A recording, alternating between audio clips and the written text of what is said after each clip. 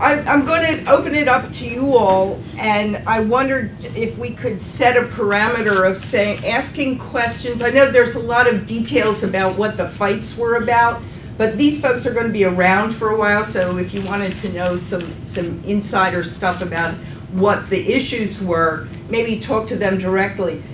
I think it would be helpful to have questions about that focus on creating and implementing their campaigns, because we're sort of doing a lot of hands-on stuff today. But so you can start thinking about those kinds of questions. I did warn the folks here that maybe I'd like to ask them what was the single most important takeaway for them out of the campaign that they ran, and maybe we can sort of run through. Folks, start with Craig. Sure. Despite being an organizer for several years, there's a lot more energy and interest out there in a national movement than I think many of us would have actually expected. But we need to get started with commitments 9 months out instead of 6 months out, so we can be ready to roll 6 months ahead of time.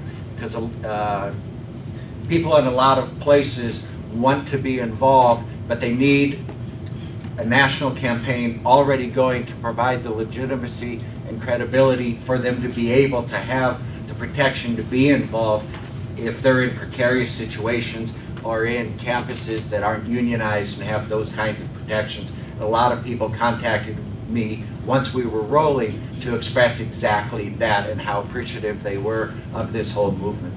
So knowing what you're going to do and giving yourself enough time to do the preparation, great.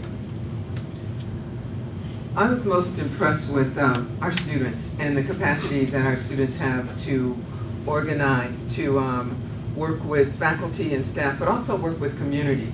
Our students did a great job, and so that was one of the takeaways for me. And then the other thing is being able to capitalize on not just one campus. Our system has 33 community colleges and 7 state colleges, but being able to capitalize on all of us pushing together towards the same end. And it made a huge difference for us. And I would say that for me, it was for the first time my union engaged in a broad coalition and hired organizers. In other words, we gave money to another organization to organize our campuses. And that was a big breakthrough, and it happened at one meeting. One guy said, why don't we do that? And there was a long discussion, and we did it. And it made a huge difference. And the challenge will be, do we do it again? Or was that a one-off? I think for me, what was impressive is how thoughtful action and membership mobilization can create a new reality. Redefine power relationships. You know, who would have thought that Occupy, which was just up the street from here, you know, would spark such a broad-based movement and redefine the national agenda, and indeed international. You know, I was at a symposium in Albany just last week, and they're all very established researchers, academics, and so one of them began, who's well known, he said, you know, I guess now that we're allowed to talk about more resources, that's how he prefaced his remark. I mean, imagine that. I mean, this guy is well known, he's thoughtful, but he felt constrained before, you know, the Occupy movement, before the de Blasio victory, that he couldn't even say that out loud. And now he feels, I guess, empowered to do so. Great. I would concur with the previous statements. I personally enjoy taking power away from the wannabe 1%ers. All right. And also, we had a lot of support from the students on campus. They were like on team faculty and against team admin the whole way. And that was a part of the stuff where the students were emboldened to speak out in class. And I liked getting their feedback also as I was surprised at how closely students were following the situation in the class, and that surprised me because normally we think of them as being very apathetic sometimes, but they were following what we did, and it kind of emboldened them to do some things. Great. So, shall we throw it open and questions, comments? Get to the mics and we'll get the show on the road.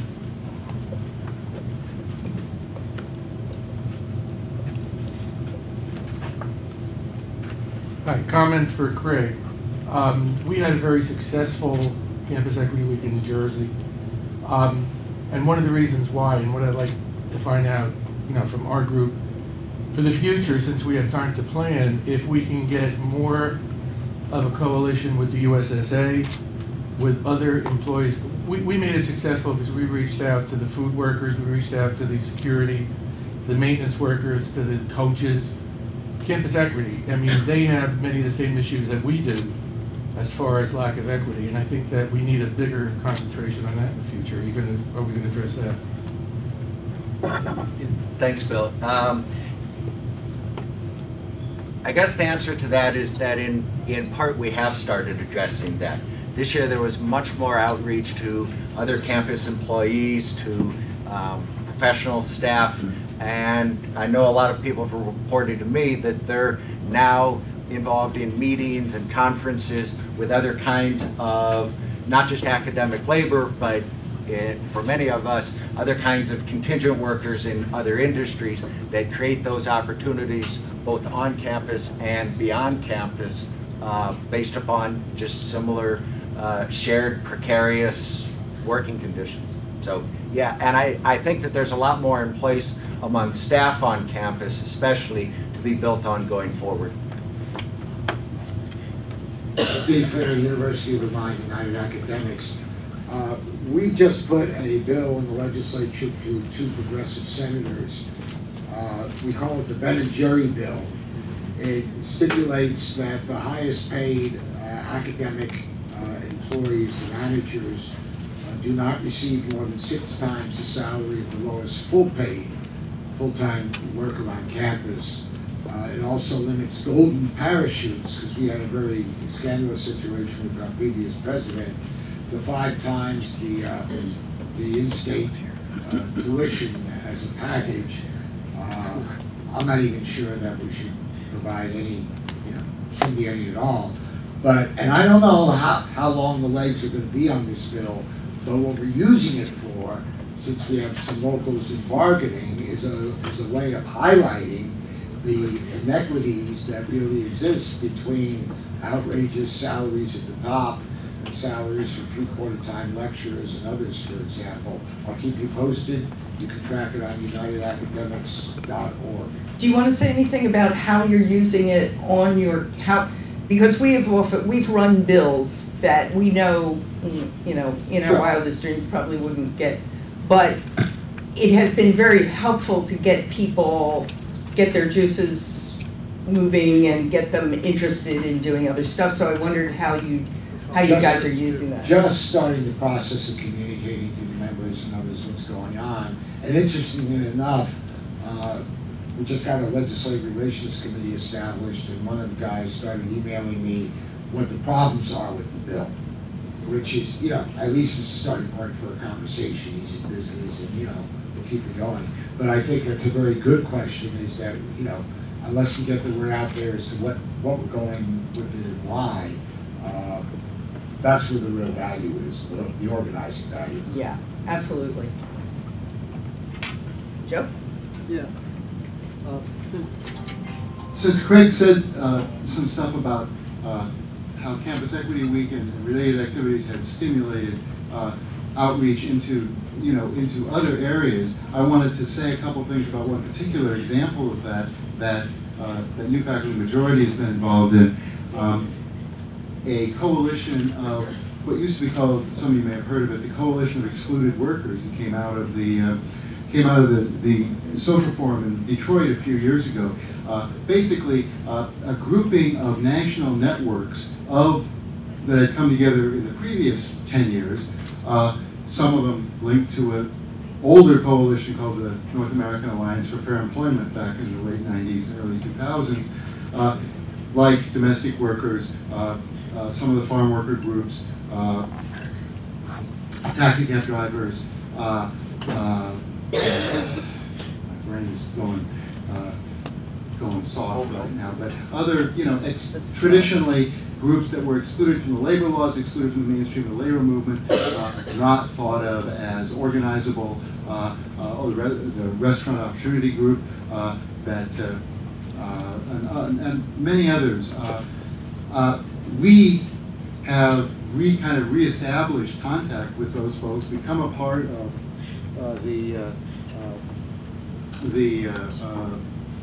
what is now, they renamed themselves as the United Workers Congress. Just had a recent gathering in the Bay Area of over 100 folks from over 15, 20 groups. And that has, and our description of Campus Equity Week and of this kind of network-wide national mobilization rang a bell with them. Whereas to them, professors, what the hell, but a little more detail and a little more description, and the fact that 80% of us as contingents especially were unorganized, and many of us forbidden outside of the labor laws in various states, that had a bang with people. And I would encourage people to think about that. People say the faculty, most people still think of full-time tenure-track faculty with full-time regular jobs, living wages, benefits, pensions, none of which do they have, right? Most people in the public. And the fact is, for better or worse, we are the majority of the faculty, and we got to confront the reality in order to then change it. I'll leave some of this stuff out there for people to look at. Thank you. And maybe Craig wanted to, say anything more you wanted to say about that topic. Joe, if you don't mind, I'm going to go to. There's some other questions on the discussion, so maybe we can circle back around. Sure, thank you. Sherry Wolf with Rutgers AAUP AFT. My question is largely for anyone here.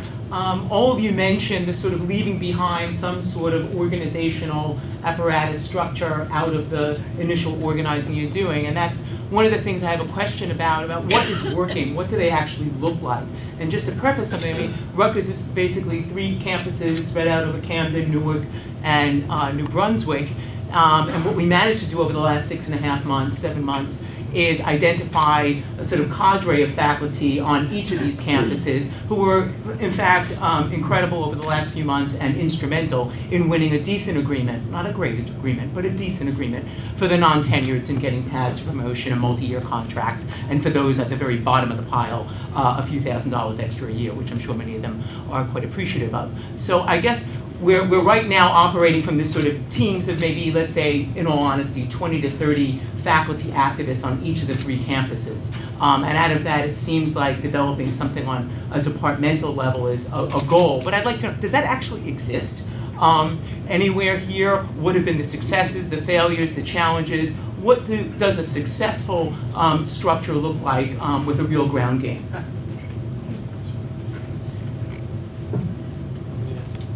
Huh? Well, I mean,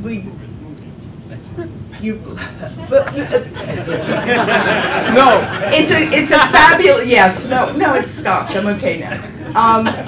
It's a fabulous question, but, and I will try to do talk a little bit about what we do, and we do try to, we have, our goal, I can't say it has been achieved on every campus, but our goal is to have a department rep system so that, you have whoever's in charge on your campus, and then whatever structures you have internally, that you have somebody that you keep in the loop in every one of those structures. So if you're structured by departments, that you have a department rep in each department, and that theoretically gives you the kind of communications system, trying to keep people, having some method to continue to keep people in the loop. When you're in the middle of the work, that's the easiest time to keep people together. When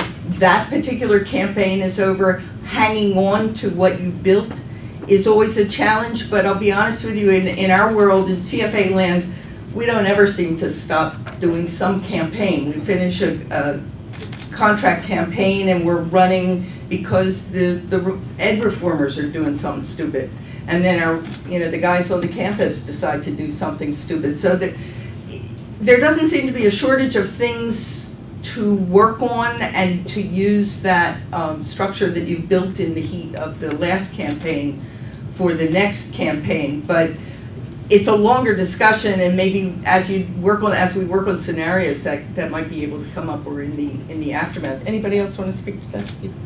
Yeah, certainly I agree with Lil. We try to always organize at the department level to leave those structures in place. We develop new leaders.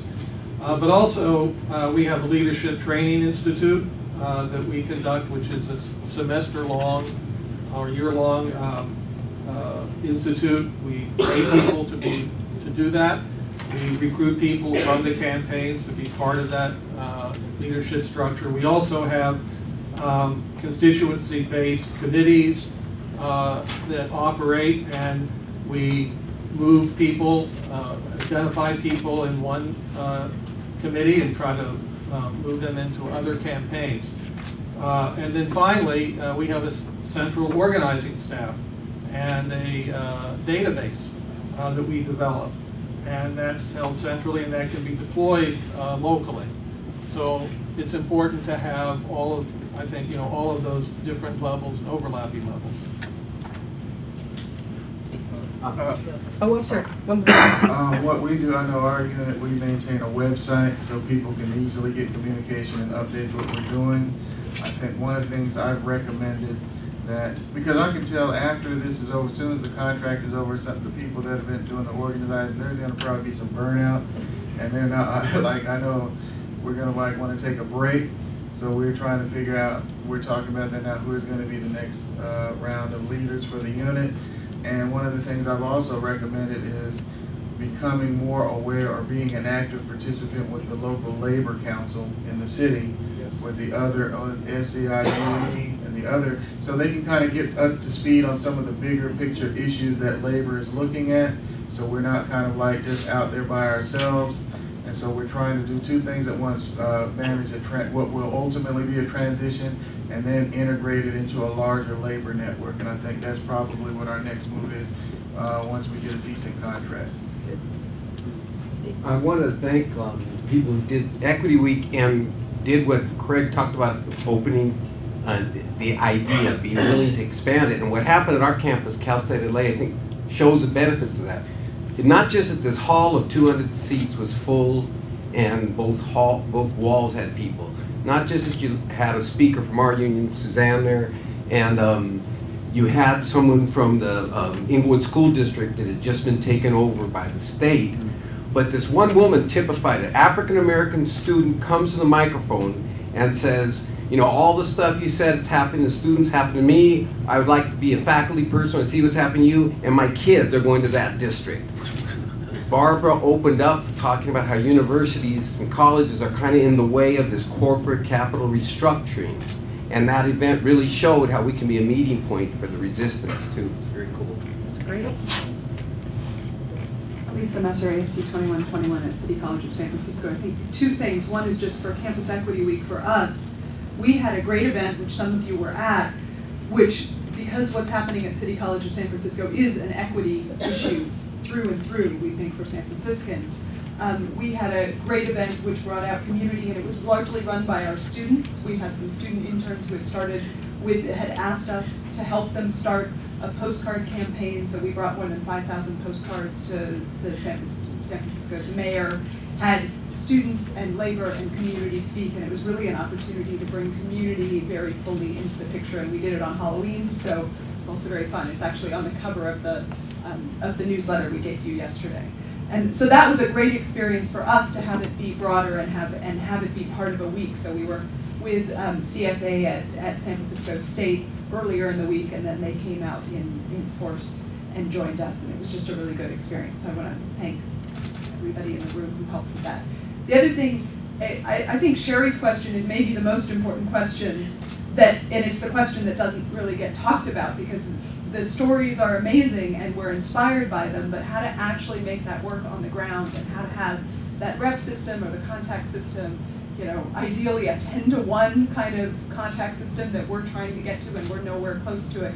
So Lil said earlier about that the database is gold. We could spend a whole day, I would love to spend a whole day actually talking about the database, which is boring and geeky, but it is ultimately the most important tool.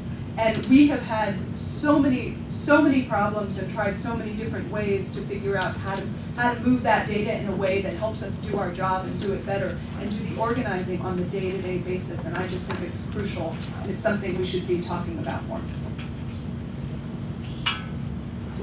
Gary? Hi, Gary Rhodes.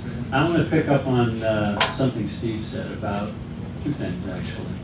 That another reality is possible, and that defining that reality and the success of bringing that reality into place, which is what each of the panelists have talked about in different states at different levels, creates space for other people to articulate what they've been thinking but have been, for some reason, afraid to say.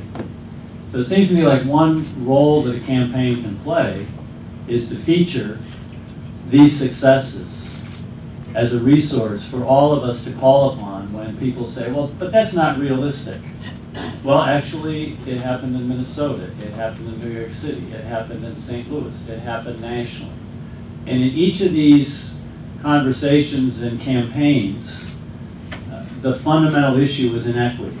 This is not a country we want to be like. The treatment of the employees, the treatment of the students, the treatment of fast food workers, the treatment of custodial. This is not the country we want to live in. Another reality is possible. And I think at the local level, we're seeing this change in a way that it's not changing so much at the national level. So I think one function of this campaign can be to feature some systematic examples, to be our own ALEC. Here's some examples of legislation that we provided. I'm quite serious. Here's some campaigns that have been successful. Here's some coalitions that we formed. Here's a database of groups that we've worked with. Here's what's possible. The second thing I think we need to do as well is, and it would speak to the second part of what Steve was going to be talking about, is that fundamental inequity that defines American society is connected to the quality of what we do in higher education. And that whether it's pathways or MOOCs or concierge advising, whatever it is, we are undermining the potential for that custodian's kid to get a quality education to realize his or her dream. And we need to be able to make the connection in saying another reality is possible between the resources that come to higher education, that get invested in the people who do the work of higher education. I love the wannabe 1%ers phrase, Reynaldo. The connection between that and the quality of what we're doing.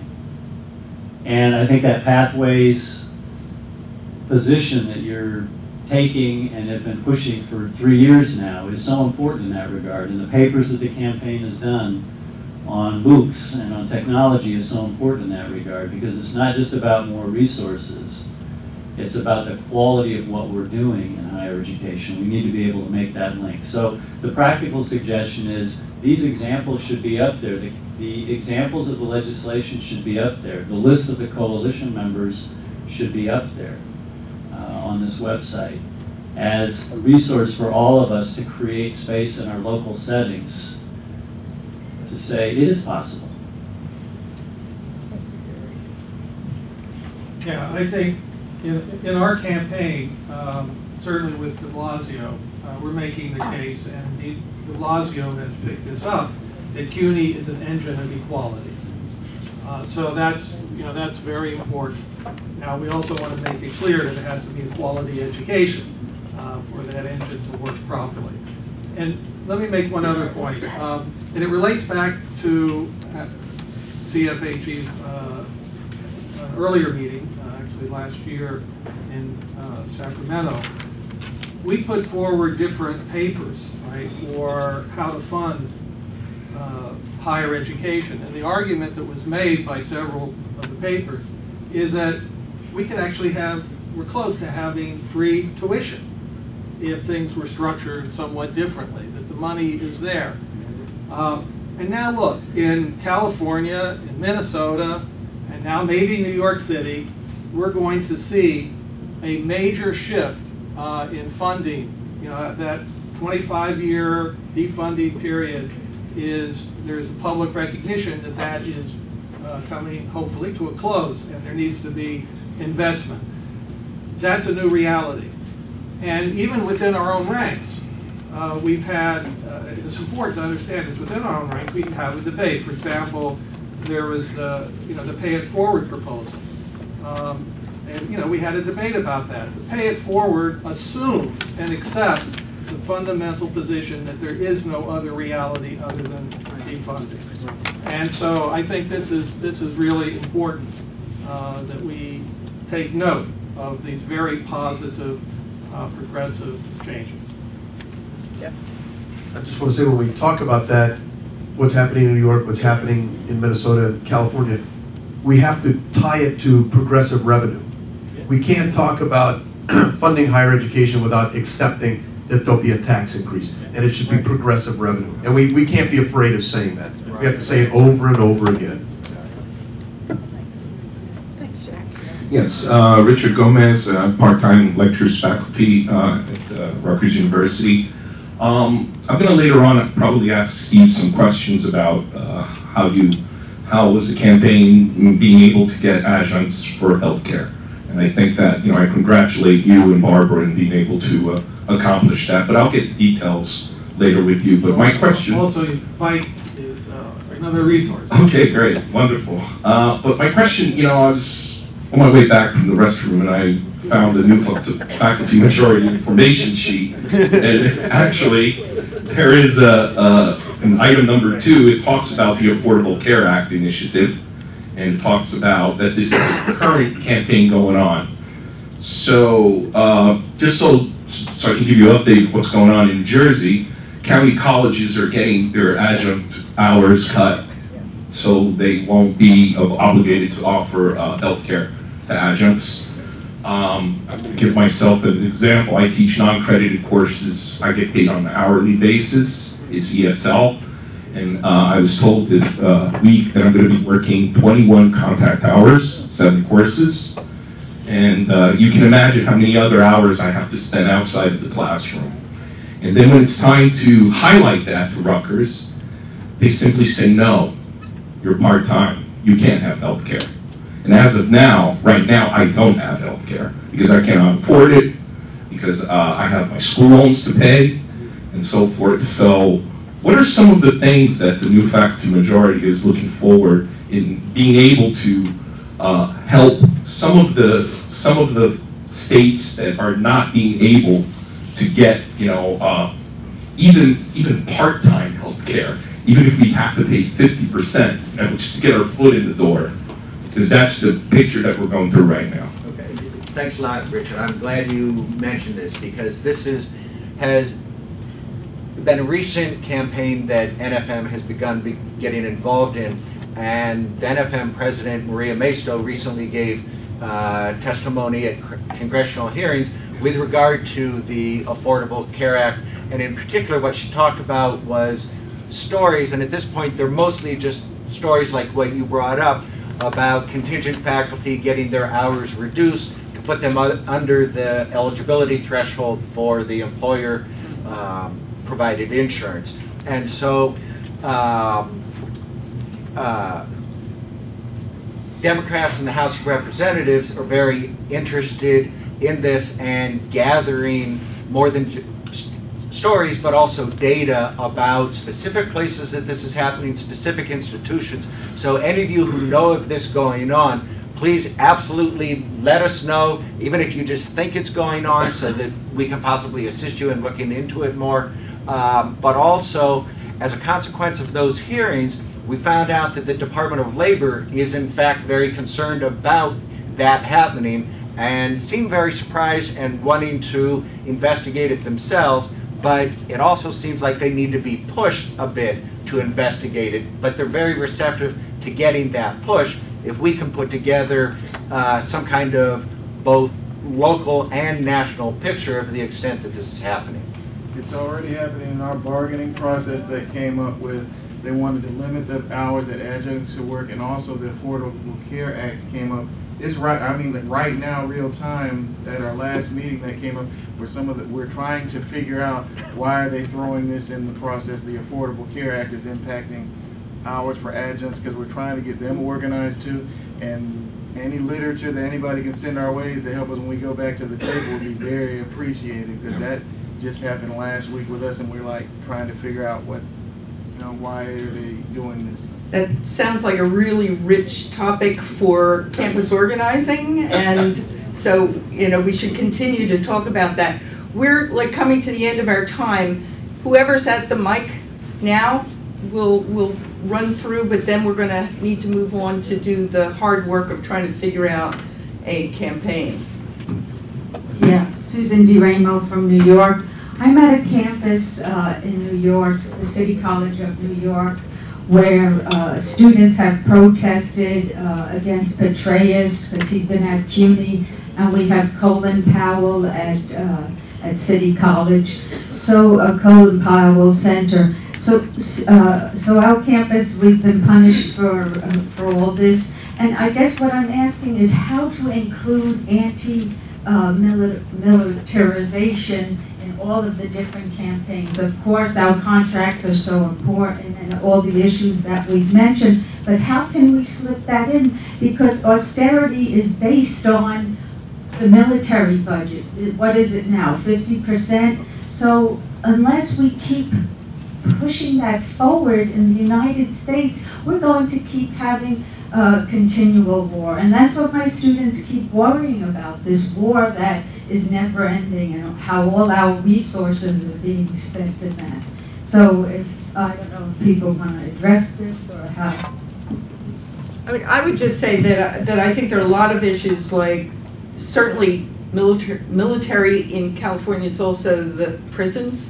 More money heads to prison, and there's the school to prison pipeline, and I think a lot of us do integrate that into our thinking and into the materials that we put out. But I think it's very good to be reminded that can be an argument that will be very persuasive to a lot of folks. I guess my feeling is sometimes we don't put it in enough, and that we need to. Okay. Here you go. I want to follow up on what Jeff said about progressive revenue. In our state, in Washington last year, we were very successful. We had $200 million committed to higher ed, and a lot because of the messaging campaigns we've been working on for years. $200 million to higher ed and a freeze on tuition. In this legislative debate running up to that commitment of resources, though, you had the Republicans who wanted to cut social services and health care to give money to education, versus the Democrats who wanted to get some new revenue to do it. The Republican message didn't fall necessarily on deaf ears, even among some of our conservative members.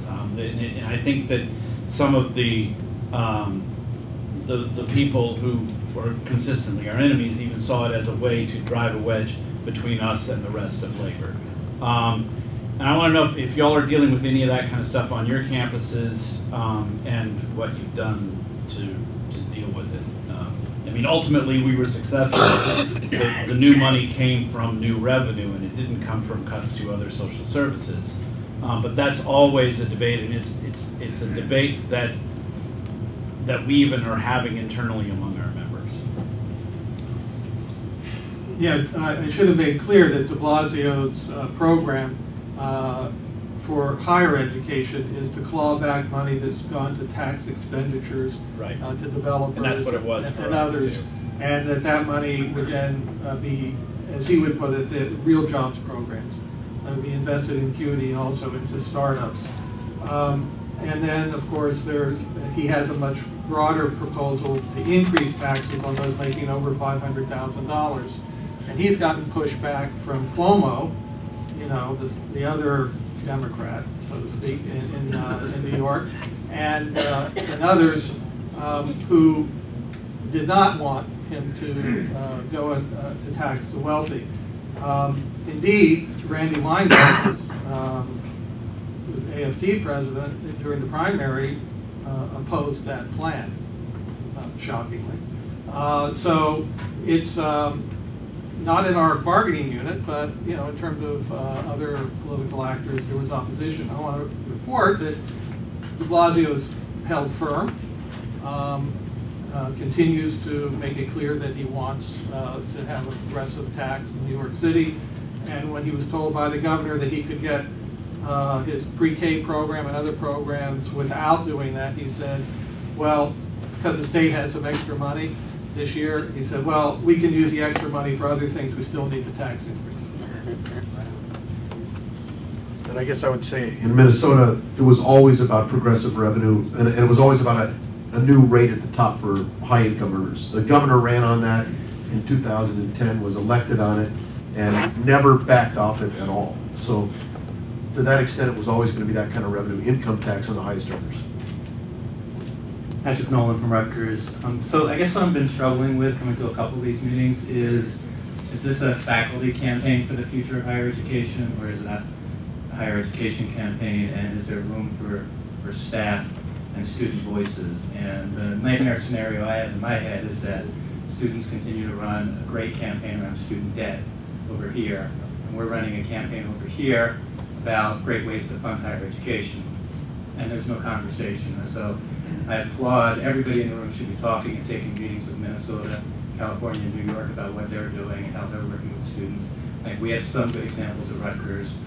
Gary pointed out, I think, concrete things coming out of this, but it's not the weekend, it's the weeks after this meeting, of what are the national organizations, student organizations that we could be working with, and then what are the student organizations at state and at campus levels that we could be working with, because who's going to get the attention? The students are going to get the attention. So students and faculty and staff are working in alliance so much better, and there's so many ways to do it. We've got great examples up here, so I just encourage that we start thinking about, you know, because legislature is going to be acting on student debt, federal government's going to be acting on student debt, and that if they're only acting on student debt and not funding, it can't be good. That's right. Thanks. Good point. Good point. Very good. I'll just very quickly say thanks for bringing that up and putting it on everyone's agenda, that kind of integration. During Campus Equity Week, of those 140 events, at least 35 of them were ones that dealt with student debt and the interrelationships of how that affects students and faculty and staff combined. Yeah, I mean, we have that as an ongoing project. It's difficult, as everybody knows in this room who's working with trying to build coalition with students. It's a very difficult process. We have in our budget campaign every year and 2 or 3 lobby days where we work with student groups, and we support those. We pay for buses. We help organize both at the city and the state level. I just want to say very quickly, I learned last night that I think Massachusetts got a tuition freeze and an infusion of public dollars. Minnesota got a tuition freeze and infusion of public dollars, and now I just learned that Washington got an infusion of public dollars and a tuition freeze. It'd be good to know if other states did that in the last year, and to put that on the website. That's a huge deal. 3 states. We have a tuition freeze in California for 4 years. And our Speaker of the Assembly got a bill passed called the Middle Class Scholarship Act, which is going to roll back tuition for students of families earning up to $150,000. It increases over time. And the funding for that comes from a program of taxes that was passed, so it's not coming out of the pot. There is some momentum building here, and I think, you know, we do have to kind of grab hold of it. I'm glad you raised that, because not to discuss it further at this moment, but keep it in your brains for Sunday, because that's where we're headed. So I love the way this is all kind of organically coming out of the discussion. So here's the tempter for staying as long as Sunday. On Sunday you'll get to talk about this stuff some more. So that's just a teaser. My name's Beverly Stewart. I'm from Chicago, and I was just going to answer the ACA question. When that came out in March and February, and we started hearing administrators on the community college level saying that they were going to cut adjunct faculty hours in kind of horrible ways, like not only not giving them classes, but by limiting where they could teach in the college so they wouldn't exceed the threshold of 30 hours. We, as a group, went, and it was sort of lucky that it happened this way, but the Illinois Community College presidents, their administrators, and their trustees all happened to be meeting near us at that time, and about 40 or 45 people did go there. I got to testify. They gave us 2 minutes for us to be able to talk about, the inequity of this whole thing, and our, little slogan was, put the care back into the Affordable Care Act. And ultimately what came from that is we did a lot of work. We did a survey, we did a lot of, we created a contract language that we could use, but I guess our biggest thing was to try to make people feel a little shame in, denying people opportunity to health care when the very thing that ACT was supposed to do was to help people like us. Thank you. Well, this has been a great discussion, and I got to say that I think we came out with a number of really good suggestions about what we need to know or need to be doing. And one thing I just want to remind us of is that CFHE is us.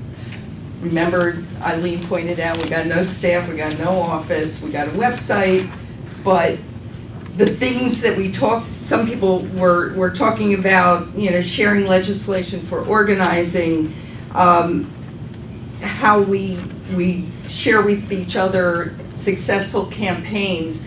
If any research that folks want to do in order to help facilitate their campaigns, we're going to have to figure out how to do that really collaboratively, because there's no there. It is us. And so we're going to have have some discussion, maybe on Sunday if we like, to talk about how we take because I think sharing, for example, model legislation rocks. I think that's a great idea. There's stuff we're interested in about the private companies that are coming in and trying to run online programs, taking away the big data and selling that stuff, and that's how they monetize them. Wouldn't it be wonderful to have some legislation that prevented them from taking publicly gathered data and owning it? So, there's a lot of ways in which the sharing could be really helpful, but we've got to figure out, as this kind of collaboration, how we get that work done. So, great ideas, great discussion, and thanks to all of our panelists. I think this was really a wonderful, wonderful morning.